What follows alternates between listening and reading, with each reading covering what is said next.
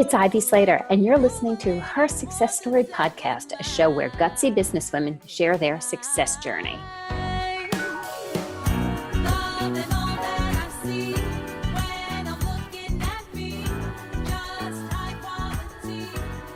Hello, it's Ivy Slater with today's episode of Her Success Story.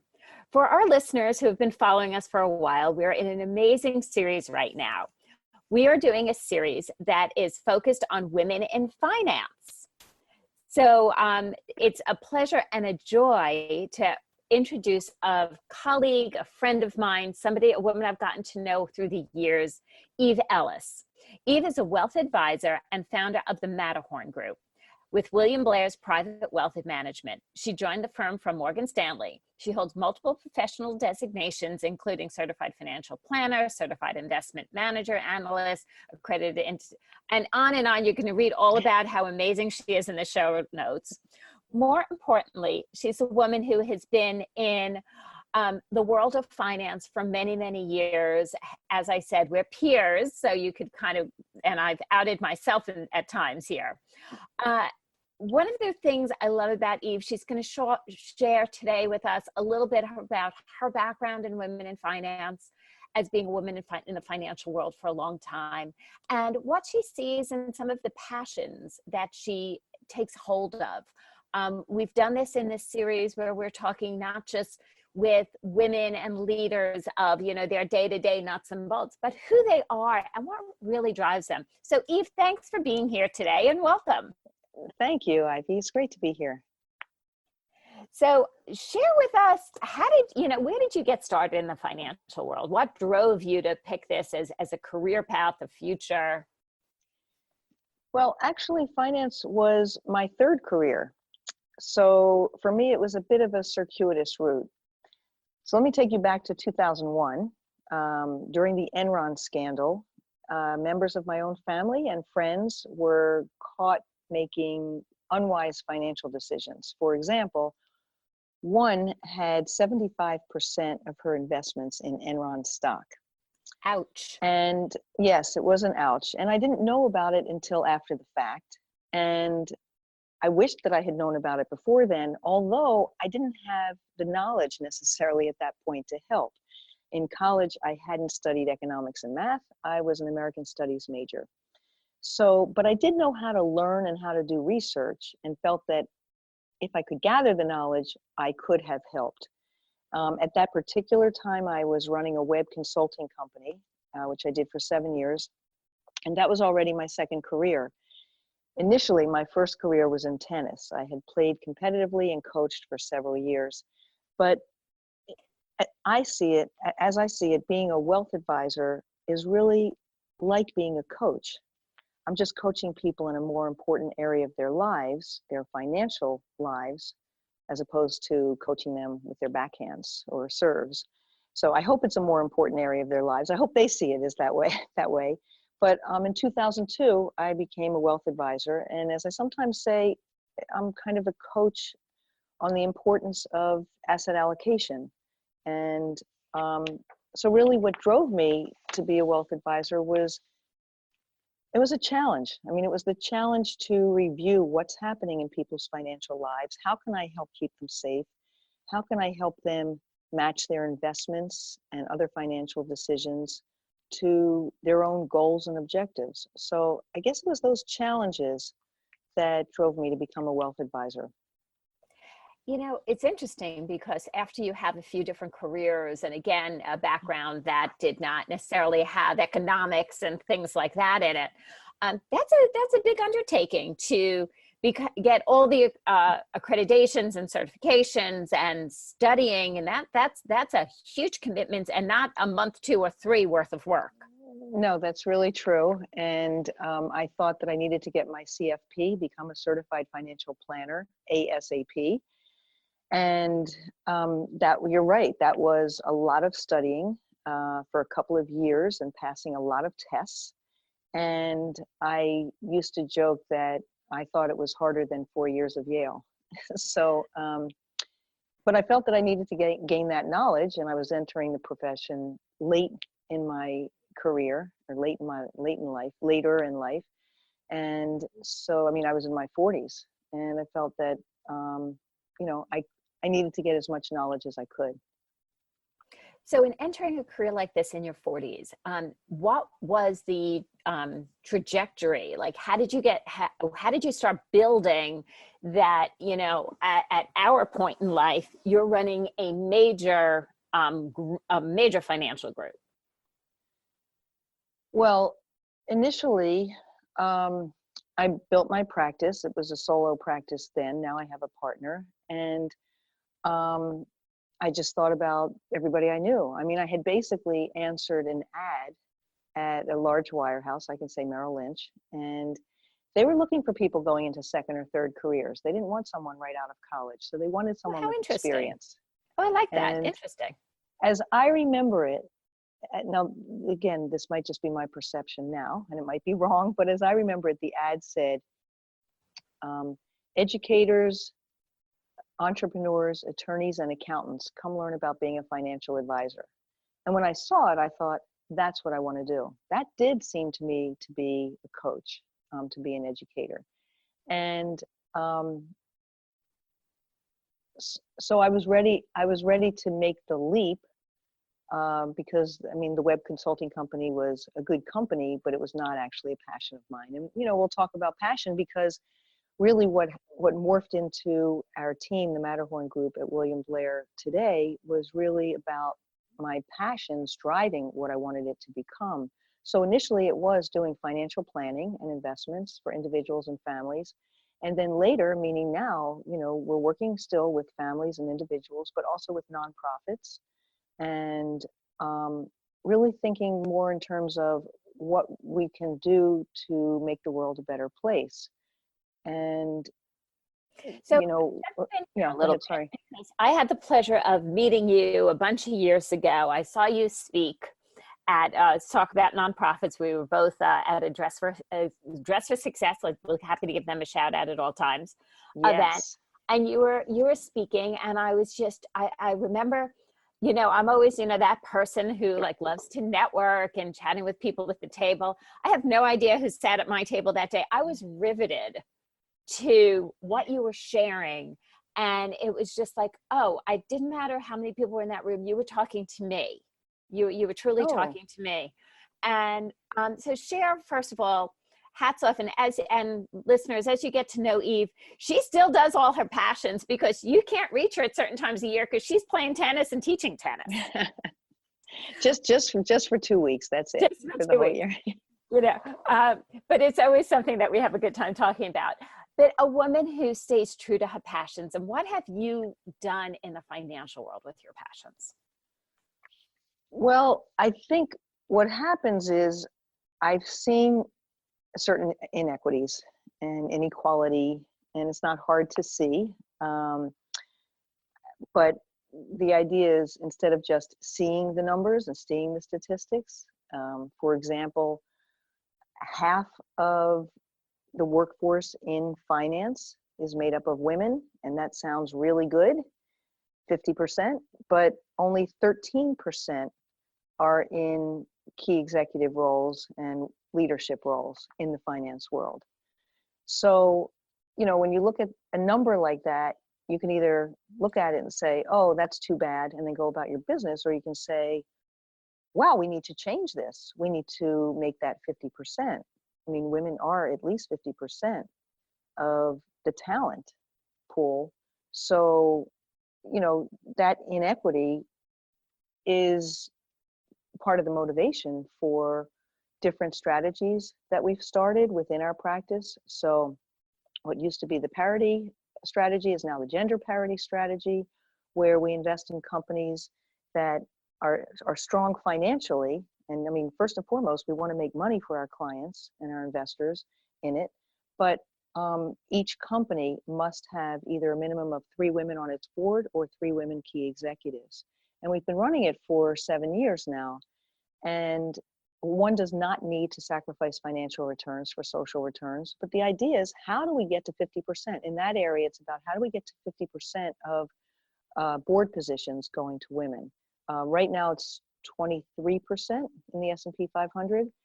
When we first started, in 2013, the number was 16.9% of board members were women, and it had taken 3 years to go from 16.3 to 16.9. So it's still not enough at 23. I will not be happy until it's 50%. I'll take 51 or 52% if I want to be greedy about it. But so what happens is there are different strategies that we can create. Another one is our diversity and inclusion strategy, which we do in partnership with Refinitiv, where we're looking at companies that score well on 24 different metrics of inclusion, like what's a company's family leave policy like, their promotion, hiring policies, etc. 24 different metrics of inclusion. And then it's looking across the board at diversity. So 13 different categories of diversity. So in addition to gender, it's race, ethnicity, LGBT, disability, etc. And, but if it weren't the case that diverse teams outperform, I mean, better than anyone, that diverse teams outperform. You don't want everyone looking the same, having the same thoughts. If that weren't the case, we wouldn't have, I wouldn't have seen the reason to start these two strategies. But we know that is the case. So we use it. And our clients, whether men, women, nonprofits, they're feminists as well as obviously I'm a feminist. We all want a fairer, just world. So why not make money and do something that will change the world simultaneously? Absolutely. And diverse teams really, really do perform that melting pot of thinking, that not everybody has the same thought process, even the diversity in backgrounds, the diversity in cultures, the diversity in genders, the diversity in, you could go down that list. Right.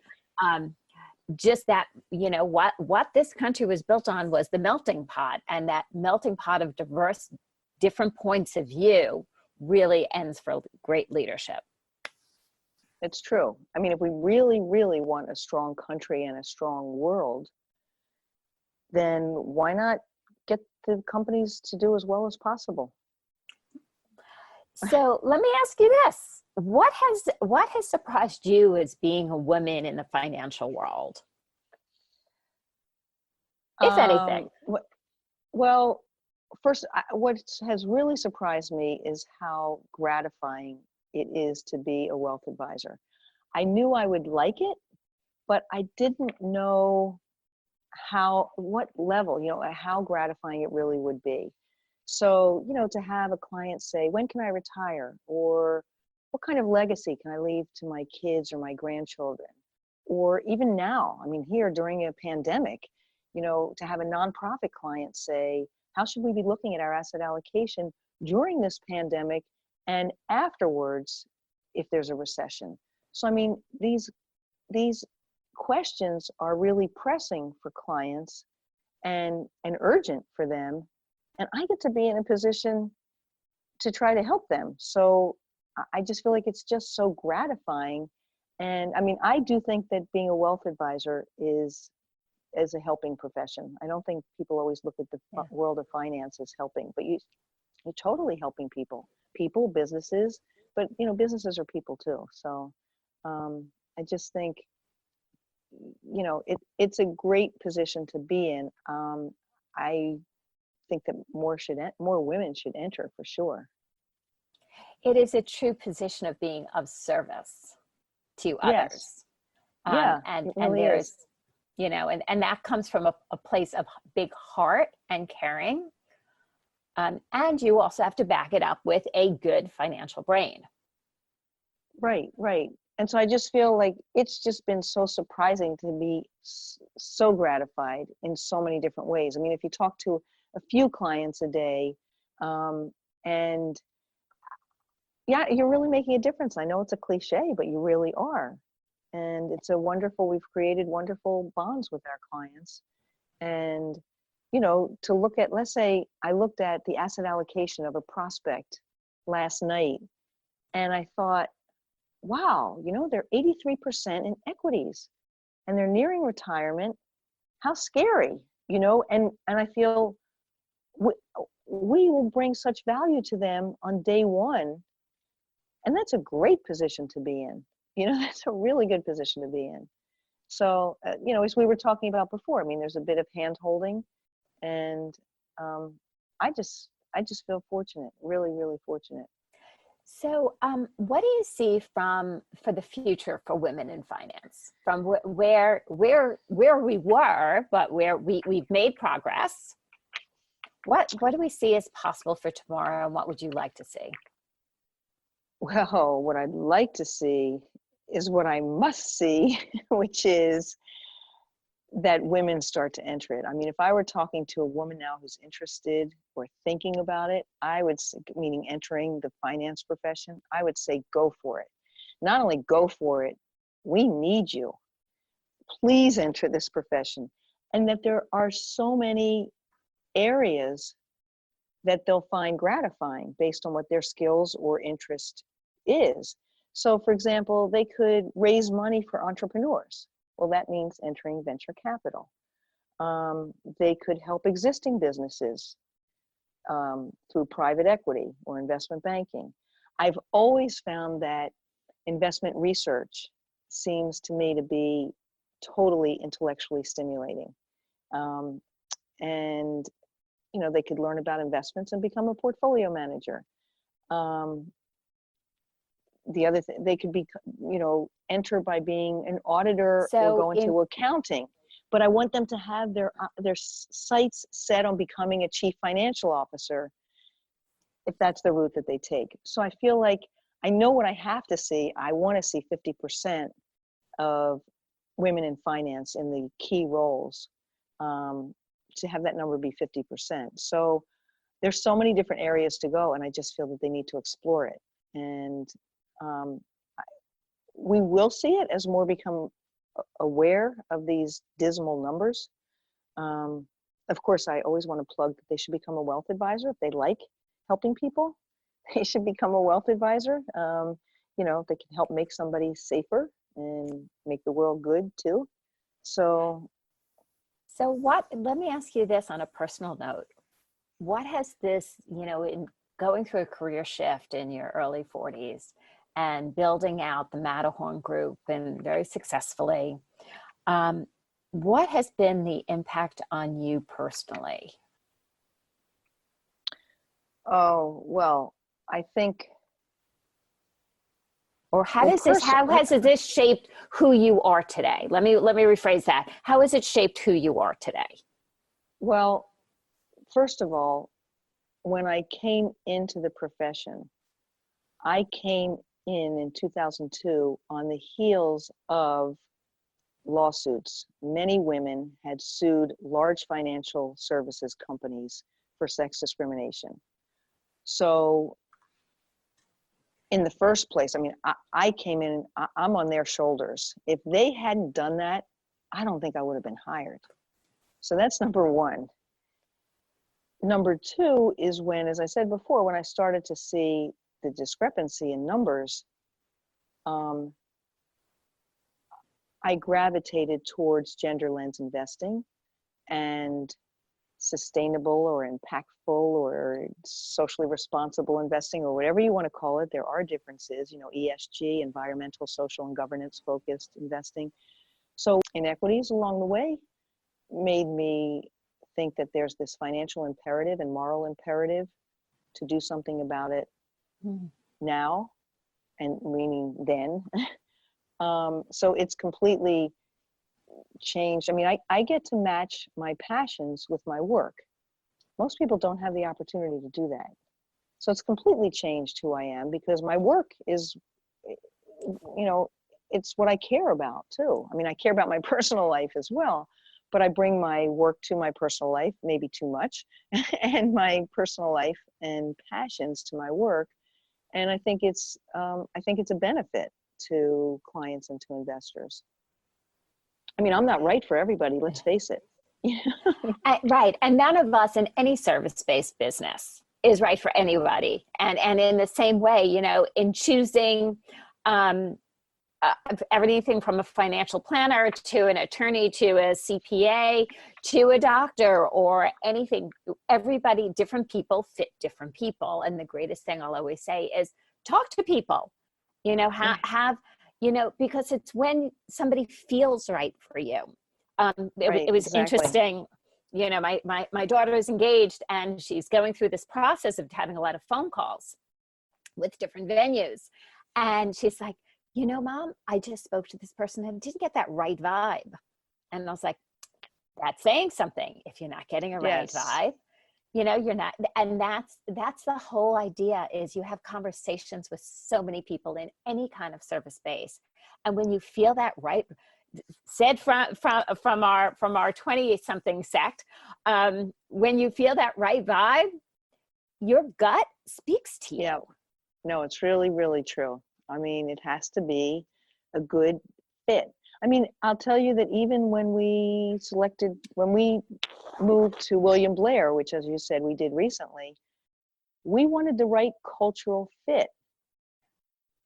And it was there. I mean, it's at our firm. And you know it. And it makes going to work a pleasure.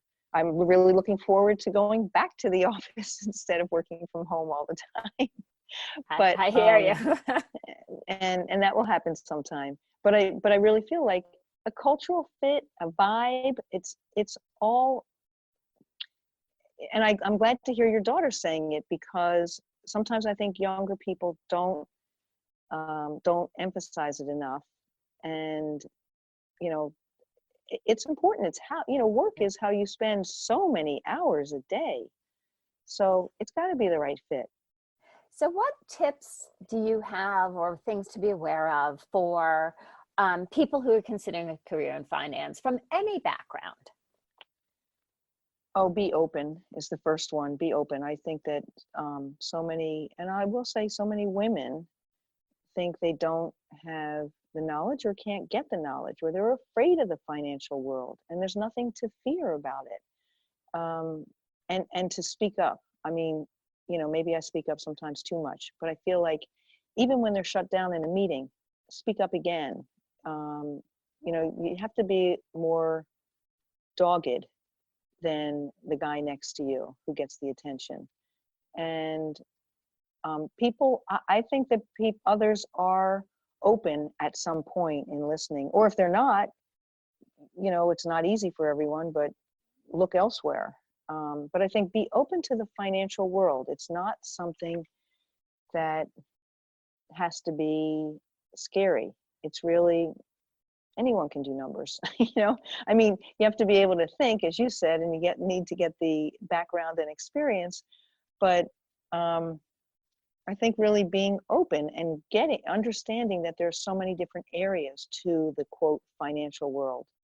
And I mean, so many of them would not have been right for me, but, you know, I think really looking at what someone's good at and what they're passionate about or what they like doing, and don't close off the financial world. So it's really just, that's the only tip, is just to be open to it.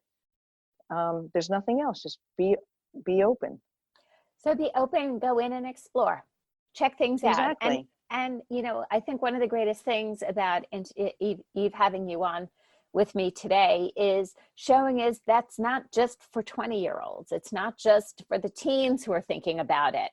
You know, you made a career transition after you had a couple of other careers, right? I made a career transition after I had a couple of other careers. That it's not age definitive. Exactly. And I do think it makes for, you're bringing something richer to the table than someone with less experience. So I think it's not age specific at all. Love it. So Eve, how can our listeners know a little bit more about you if they want to check you out, learn more, connect?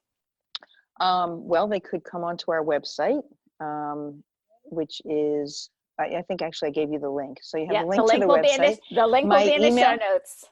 My email is Ellis. So it's my first initial and last name. So it's EELLIS @williamblair.com. And that's the best way to reach me. And I welcome comments and questions. And, you know, I'd love it if your listeners, use me as a resource. I mean, it helps me get stronger too, to hear what's on their minds. So thank you for joining us here today. Listeners, remember to leave a comment. Let us know what about today's interview impacted you, what your takeaways were. It gives us a greatest advantage of being of service to you and doing more wonderful interviews like today's with Eve. Also remember to subscribe. Hit subscribe. We come into your podcast every Monday morning. And Eve, to your long-term growth, success, and joy, one of the things that I've loved about being a friend and a colleague to you is that you take all of your life and live it to your fullest. And we didn't really talk about that today, but it's something between traveling and tennis and family and incorporating all of the business, you're multi-dimensional, and I think that's a great learning gift and experience. So thank you. Thank you. Thank you, Ivy. I appreciate those words. I also really appreciate not only your questions and your series period, but I so appreciate your shining the spotlight on women. I mean, that's great. You are a gem. Thank you. Thank you. Listeners, till next time. Don't need your approval anymore, 'cause I've got mine.